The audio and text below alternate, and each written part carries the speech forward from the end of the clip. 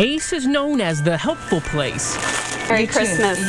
And behind rows of tools, volunteers at this Marysville hardware store are working to help their entire community. We got to scrub it up and polish the floors and get it ready for company every year. This has been, I think, the best kept secret. The secret's out for those already on board the Union County Care Train.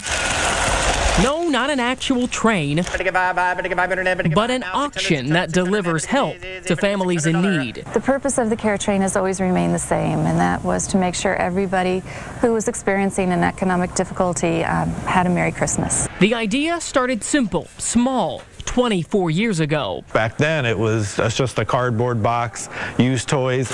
But when tomorrow's bidding numbers get handed out, sports memorabilia, cars, and motorcycles will all be up for grabs, and the generosity's gone high-tech. The auction will be broadcasted on local cable and radio stations. Last year, these phones were so busy, they raised a record amount of more than $160,000 in just a few hours. The money we raise does not go for anything but food. All the toys and everything that we give the children are donated. The Fast Talk helped more than 2,700 people last Christmas, and this year, there's even more items. Each one of us is just a very small part of something very big. A successful ride no one expected. To have this happen has just been wonderful. Would carry holiday cheer so far. In Marysville, Mike McCarthy, WSYX News. A lot of people see the sign on the side of the building. Inside Element Pizza, Daniel Lunsford chopped mushrooms and worried. We've looked for a while to find a good downtown location, and this seemed to be right in the middle of things. He opened the shop along 3rd Street just earlier this month. On average, the 3rd Street Bridge brought more than 19,000 cars a day past his pizza parlor. Until today. We didn't hear too much about it until it began. Crews rolled out the orange barrels, blocking the bridge this morning. It'll be closed the next 70 days as workers repair wear and tear. I was unsure how people would respond to it. Some drivers, I just don't like it. dreaded the added arrows. I hate the traffic. I don't want to come down through campus, you know, High Street to get to work. But others, Between 4 and 6, it can get quite crazy in through here. like Carol Hall, welcomed the detoured traffic. She walks, not drives, through downtown. My husband and I have seen a few people get hit. And even once these signs come down, work won't be completely done. This closure comes just a month before ODOT begins its overhaul of the nearby 71-670 interchange. Are we done yet? Nope, that won't be done for 3 years. Lunsford's just eager See how it goes. for this construction to end. In downtown, Mike McCarthy, WSYX News. You ready, Reed? Let's go for a ride. Reed Hudson has never taken a ride Say giddy up. like this. Oh, I'm just glad to see he enjoys it. Parts of Reed's brain never developed correctly, and at just 6 years old, he suffers from a seizure disorder. He has what's called intractable epilepsy, which is difficult to control epilepsy.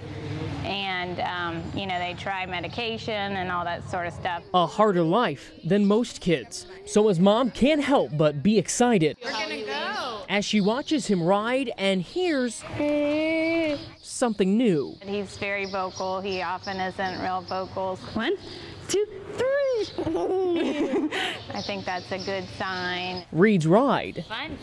is actually therapy. We use horses as a treatment strategy. We have occupational, physical, and speech therapists. It's called hippotherapy, and therapists have started a 10-week summer program treating kids with developmental disabilities in this barn at Broken Arrow Stables. The horses' movements motivate the changes. Being on a horse is fun, but it's still helping to improve, you know, the things that they need to improve. Well, besides riding, therapists also use games and toys. It's all meant to increase kids' posture, their motor skills, and coordination. An hour worth of riding, Reed's mom hopes will bring a lifelong impact. You never know what's going to be that thing that triggers them. So Reed will saddle up again next week. In Galloway, Mike McCarthy, Fox 28 News. Oh, it's a great day. Debbie Gunner worked up a sweat, chasing and swatting tennis balls. We're glad to finally have a day where we can get outside and play. But as she upped her game and the sun cranked up the heat, she got eager to hit the water at the nearby Hilliard Family Aquatic Center. Oh, absolutely. We're going to this weekend. At least she hopes. We've been really cut back because of the bad weather that we've been having. All the storms and recent rain have soaked some pools with concerns and days of delays just before their Memorial Day weekend opening. We were just a little bit worried about getting everything set up. So with every bit of sun, lifeguards have hurried to clean concrete, set up chairs and flowers right here. Not to mention fill all the pools. Every one of the pools has to be scrubbed out prior to the season beginning. And so with 5 pools here, and you can see the size of the 50-meter pool, that's a big job. And some community pools are even more pressed for prep time. In fact, workers at the Hilltop Swim Club just finished painting the pool. Let me show you, there's not much water in it. They began filling it today. Everything should be washed and ready at Hilliard's pools. Till then, Schrader's stuck in the waiting game. In Hilliard, Mike McCarthy, ABC 6 News.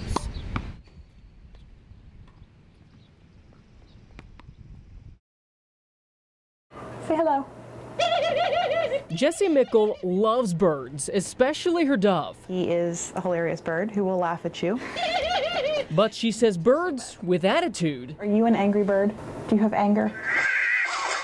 Are way more fun. I love it. It's Angry Birds, the mobile game phenomenon, in case you haven't caught the craze. There's 3 different versions I downloaded. More than 140 million smiling players have downloaded the game, where you strap birds into a slingshot and open fire on those greedy green pigs who stole their eggs. I had someone tell me this game was cruel because you're sending the birds to their demise. I'm like, they want to do it. They want their eggs back. And as soon as she got the app, Mickle craved catapulting those cartoonish characters whenever her fingers were free. First couple weeks I played pretty ridiculously. And some still do. The game's creators estimate worldwide players pitch enough birds for more than 3 million hours worth of game time daily. So what makes flinging fake birds at pig forts fun anyways? It's easy, yet it's difficult. And that's the beauty of the game. A game John Lundquist uses as a how-to guide for interactive media in his classroom at Columbus State Community College. There's literally hundreds of levels. All levels he called powerfully simple, just aim and shoot. But surprises in the game. When I found out that the small blue birds explode into 3 birds, that was the most exciting moment. I was like, yes! Plus, physics-based puzzles provide enough twists for players to try again. I think Angry Birds maybe hits that magic niche of everyone, and that's a very rare thing to be able to do. And it's got a catchy little tune. Psychologist Craig Travis hasn't hurled many birds successfully. I should go back to a level I can actually win. But says the colorful characters catch players' attention, and the quick trial-and-error style gameplay holds it. So it's got the complexity of a game that might appeal to people or keep people playing it longer than just getting bored with it. Maybe not bored, but if you've played, then you've likely gotten frustrated on some level. So we searched for the best tips to help you take down those pesky pigs. Sites like AngryBirdsCheats.net offer complete video tutorials. But if you want to cheat even more, check out this website, Cheatbook. Search Angry Birds and you'll learn how to find hidden levels and all those valuable golden eggs. It also tells you how to get past any level you either can't beat or just don't want to. Their cheats Mickle won't need. I've cleared, I think, about 150 of the levels. She still finds time for fun with her real bird, but those angry ones. I don't mind being a gamer and a geek. That's fine with me. Just might have become her favorites. Mike McCarthy, Fox 28 News. Cops came knocking. Police! In Hocking County early this morning. Sheriff's office. And Amber Purdom was home. Is there anything you have to say for yourself? She kept quiet to us. Are you selling drugs? But investigators say she told them plenty to get put in this sheriff's cruiser. She had allegedly sold oxycodone to an undercover officer on 2 different occasions. Oh, wow. That's not good. Purdom's not alone. Authorities chased all these suspects after a 10-month investigation. Let's go to the Ohio Avenue address. They caught most. Get on my face. Cuffing them on drug-related charges. We're doing a roundup this morning on some known drug dealers and drug offenders. Nearly 30 people in all, each suspect you see recently indicted. Here in Logan, when you're dealing with a city with a population a little over 7,000, we feel that 29 indictments is pretty substantial. I don't even know what they're talking about. You have no idea why you're being arrested? No, I don't. You weren't selling drugs at all? No. But investigators say Nancy Clements knew her daughter, Bobby, was selling prescription pills and was home when the deals went down at this house. You know why you're being arrested? Nope. Some of those individuals have legitimate prescriptions, and we're selling those medications off as they receive them. You guys take the front. Purdom's neighbors were glad to see her go. Punishment has to be taken. As she and others were taken to jail. In Hocking County, Mike McCarthy, ABC 6 News.